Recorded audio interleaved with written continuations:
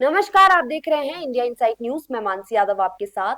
भारतीय reserve bank ने नए वित्त वर्ष 2026-27 की दूसरी मौद्रिक नीति समीक्षा बैठक में रेपो रेट में कोई बदलाव नहीं करने का फैसला किया है।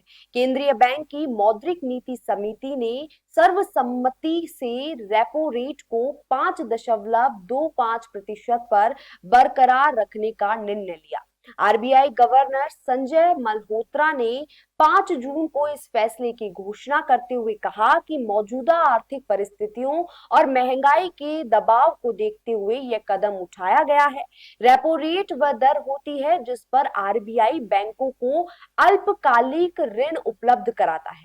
रेपो रेट में बदलाव का सीधा असर बैंकों की उधारी लागत और आम लोगों के लोन की ब्याज दरों पर पड़ता है। चूंकि इस बार रेपो रेट में कोई वृद्धि नहीं की गई है, इसलिए होम लोन, कार लोन और पर्सनल लोन की ईएमआई पर तत्काल कोई अतिरिक्त बोझ नहीं पड़ेगा। इससे लाखों कर्जदारों को राहत मिलेगी। हालांकि आरबीआई ने महंगाई को लेकर चिंता जताई है। केंद्रीय बैंक ने वर्ष 2027 के लिए खुदरा महंगाई के अनुमान को 4.6% से बढ़ाकर 5.1% कर दिया है। ये संकेत देता है कि आने वाले समय में खाद्य पदार्थों, ईंधन और अन्य आवश्यक वस्तुओं की कीमतों में दबाव बना रह सकता है। वैश्विक आर्थिक परिस्थितियां, कच्चे तेल की कीमतों में उतार चढ़ाव और मौसम से जुड़ी चुनौतियां महंगाई को प्रभावित कर सकती है।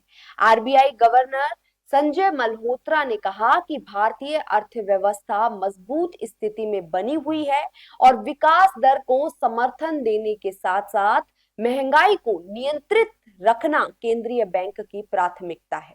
उन्होंने भरोसा जताया कि देश की आर्थिक गतिविधियां सकारात्मक बनी रहेगी और वित्तीय स्थिरता को बनाए रखने के लिए आवश्यक कदम उठाए जाते रहेंगे।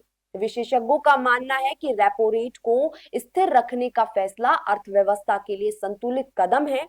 इससे एक और विकास को गति मिलेगी तो दूसरी ओर उपभोक्ताओं और उद्योगों पर अतिरिक्त ब्याज भारी भी नहीं पड़ेगा।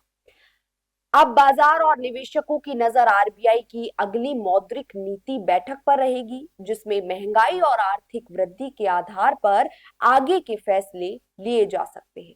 ऐसी तमाम खबरों के लिए बने रहिए इंडिया इनसाइट न्यूज के साथ। नमस्कार।